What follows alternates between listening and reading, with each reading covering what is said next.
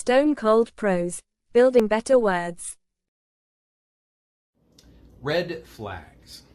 They wave in our faces all the time, personally and professionally. So why don't we heed them? Is it arrogance, stupidity, masochism, a death wish?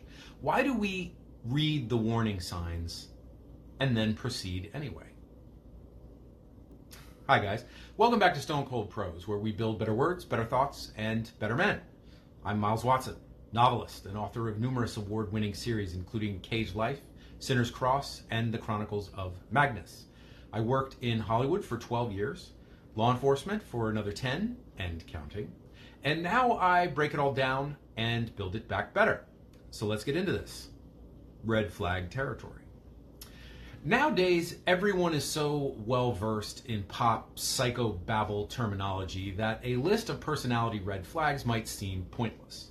But the seldom discussed fact is that these flags come in all shapes and sizes, and some are easier to spot than others. It's also a fact of human nature that sometimes we have to get burned before we retroactively label a behavior that may have come off initially as funny, quirky, eccentric, strange, sexy, or even slightly annoying as a red flag.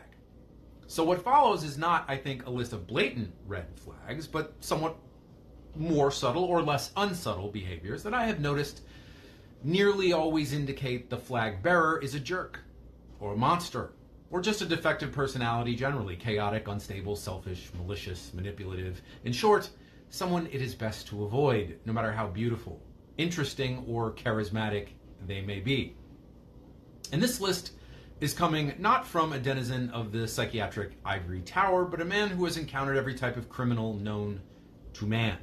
Murderers, robbers, arsonists, sex offenders, thieves, wife beaters, con artists, you name it. Now, I grant you that a few of these fall into my own personal pet peeve category, but that does not make the dye in the particular flag any less red. So here we go with red flag the first. Overtalkers. Chronic overtalking is more than rude and annoying. It is a sign that the person in question is A, uninterested in anyone else's opinion, B, feels a need to dominate and control situation, and C, lacks impulse control. People with ADHD will often hide behind this excuse for interrupting and overtalking you, but don't be fooled. What they're saying is they lack the discipline or the willingness to overcome the impulse. And I say that as someone who has ADHD.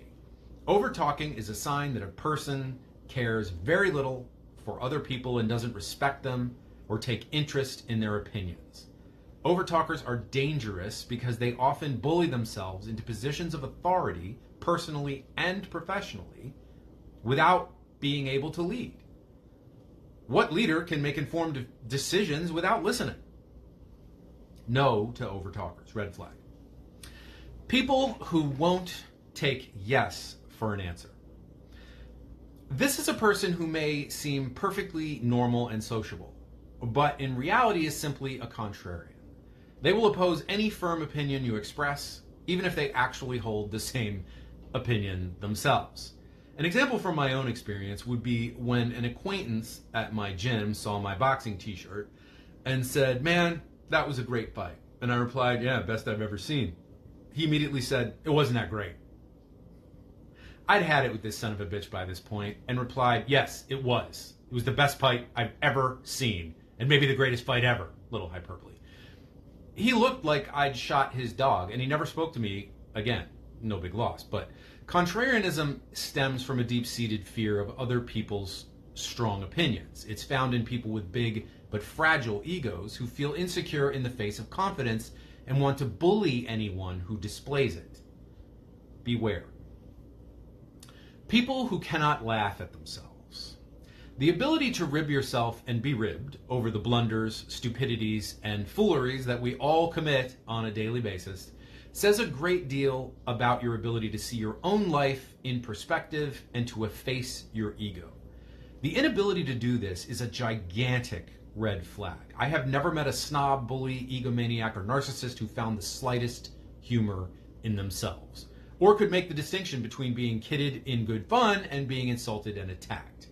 These people are always, without exception, unbearable and should be avoided, not only because they suck, but because an inability to laugh at oneself usually comes hand in hand with an inability to admit mistakes or course correct in life. They're just not worth the time. People who can't read the room or a face. Now, please, I am aware that some people have conditions that make it impossible for them to read social cues, facial expressions, and tones of voice. And I genuinely do feel sorry for these people. It must be hell to have to navigate life with that kind of a blindfold on. However, such people are often intolerable, and having to deal with them regularly is infuriating. But more than that, they may be showing signs of something else more sinister, narcissistic douchebaggery. That's a very well-known psychological condition, by the way. A person with no self-awareness of what to do, one-on-one or in a group setting, is at best awkward and embarrassing, and at worst, rage-inducing and even dangerous. If you must proceed past this red flag, do it in one-on-one settings, like in your house, where third parties will not feel a need to butt in with the business end of a fist or a broken bottle, as the case may be. Next up is monomaniacs. A monomaniac is a person who can't change their mind and won't change the subject. Anyone who has but one topic of conversation is to be avoided at all costs, for the simple reason that they are crashing bores. But they're also obnoxious. They will always seek to turn any conversation in the direction of their obsession and then control that conversation. Such people have no interest in anyone else's opinions, thoughts, or feelings, nor can they read the social cues or act upon the social cues if by chance they can read them. But it's worse than that. Monomania is a symptom of an obsessive mind. And obsessive people are almost always more trouble than they are worth, and sometimes very, very dangerous. Next up is what I call hijackers. Hijackers are people who are unable to get others to listen to them, usually because they are unpleasant or uncharismatic. So they hijack social occasions planned and organized by others for their own selfish purposes. A person who, say, announces their engagement at their sibling's Sweet 16 party is a hijacker. So too is the person who comes on the social media platform of a much more popular friend or relation and posts something guaranteed to shift conversation from the intended topic to themselves and their topic, their agenda. Hijackers are devious, manipulative, selfish people who try to compensate for their weakness socially through manipulation. Not good. Never good. Next up is people with no self-awareness. We've already touched on it, but this condition is both overlapping with some of the others we've discussed or will be discussing here, and exists independently of them as a red flag in itself. A lack of self-awareness is often considered amusing in company. Such people are viewed as entertaining. This tendency, however, is often a sign of deep-seated narcissistic traits. Narcissists, as a rule, lack a sense of shame. So when someone behaves very badly or says foolish things or lies or boasts outrageously without seeming to be even remotely aware that they've done so and that everyone's kind of laughing at them or staring at them, the red flag is flying like Old Glory on the 4th of July. And folks, this is entertainment you don't need. Next up, projectors. One of the largest red flags you'll ever encounter is the person who thinks because they are suspicious, mean-spirited, loveless, vindictive, petty, jealous, etc., that everyone else is too. They project their own misanthropy onto everyone else. They do not believe in goodness, love, friendship, altruism, self-sacrifice, etc. They view such things as con artistry used to disguise the base selfish motives that they themselves harbor and possess. These people also have a nasty tendency to assume that since everyone is going to betray them anyway, they had best strike first. You see, this is a prison mentality, and you see it in politics and in Hollywood. Avoid it. People who hear what they want to hear. I once took a photo of a woman right in front of the Hollywood sign using her camera. Later, she sent me the image, and I remarked, good picture. A little while later, we were talking, and she said, "Remember when you said how hot I looked in that picture?" Wishful thinking is one thing, delusion is another. But some people have brains like prisms, which refract what they actually see and hear into things they want to see and hear, so that they really exist in a reality all their own, a fantasy world. You say, "You're pretty crazy," and they will hear, "You're pretty." These folks are straight up stone cold psychos and have to be avoided at all costs. Trust me, I've been there. People who don't learn lessons. In college, I encountered a girl complaining bitterly that every time I move into a house, my roommates always seem like cool people at first, but it turns out they're assholes and they all end up hating me. She admitted this had happened at least 4 times in her collegiate career. When I suggested she might be the problem, she looked as if I had just sprung a second head. An inability to learn lessons or to make conclusions from obvious evidence is generally a sign that the person, in addition to possibly being profoundly stupid, has zero, ding ding ding, self-awareness and cannot take responsibility for their actions. These type of people leave a lot of wreckage in their wake. What we have in common with all our failures is ourselves. And people who can't or won't grasp that, hard pass. Oversharers. I was once at a party and met a girl who, within moments of me being introduced, began to dive into the most intimate details of her past without any prompting and without any conversational context at all. Throughout the course of the evening, I overheard her do this at least a half dozen times to other people she was meeting, totally heedless of the discomfort these details were causing these complete strangers she was evidently trying to impress. This sort of thing is more than mere social awkwardness. It indicates a deeper inability to understand how human interaction actually works, a tendency toward feeding on pity or attention, and once again, a complete lack of, I won't even say it at this point, self-awareness. See how often that one crops up? It's kind of the root of a lot of these evils. People who have to win at everything. Did you ever have a slight disagreement with someone over some unimportant matter and days later get an email from that person?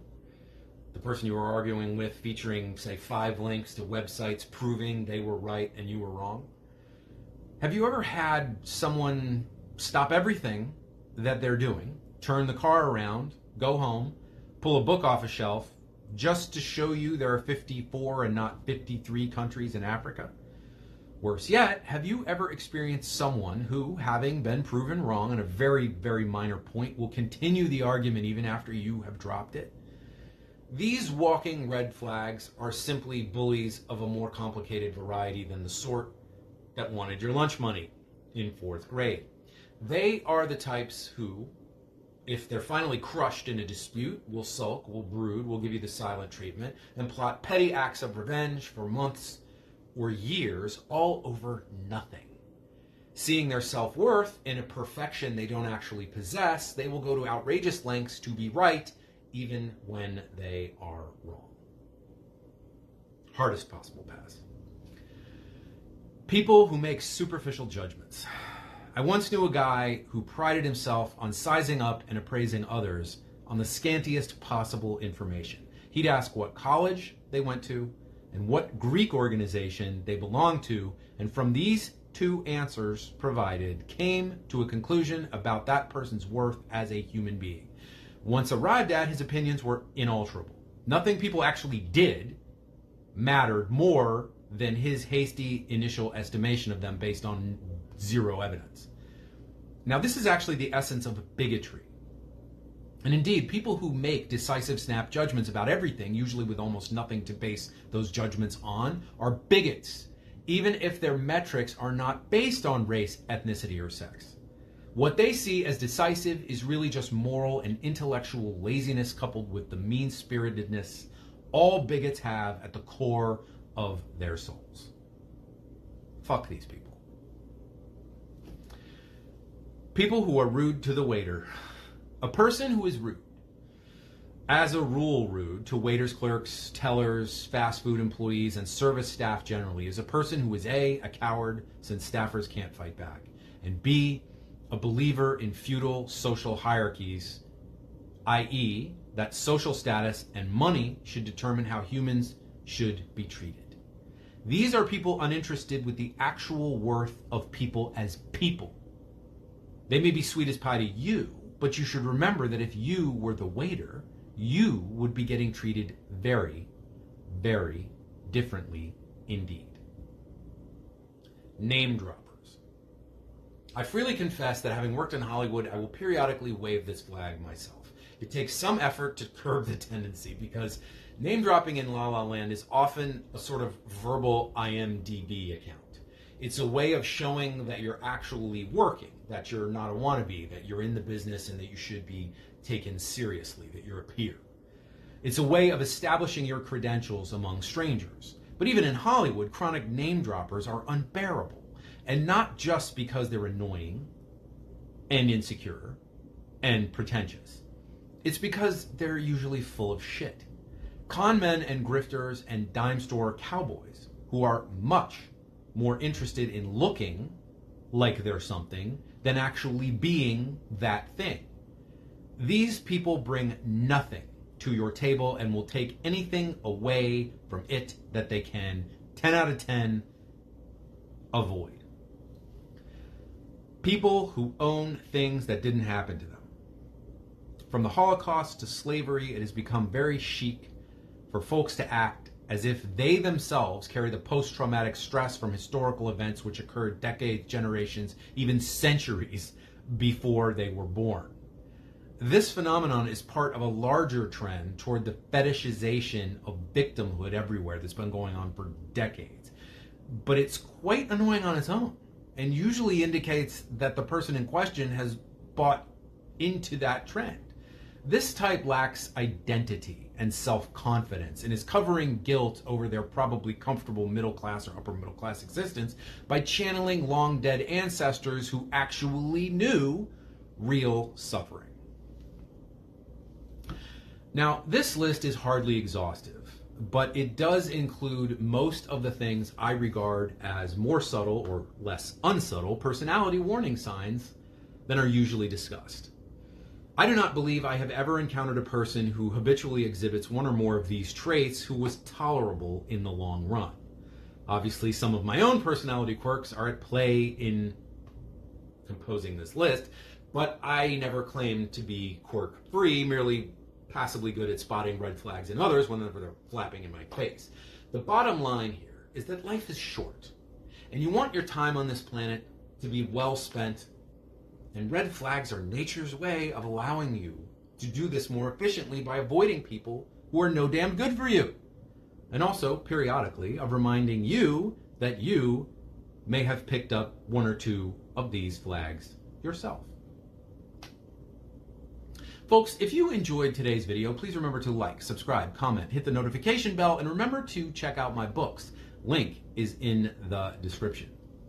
I drop scripted content every Friday at 3 p.m., shorts almost every day, and unscripted rambles whenever rage or drunken silliness moves me to do so. I'll see you next time, and until then, stay cold and away from the red flag.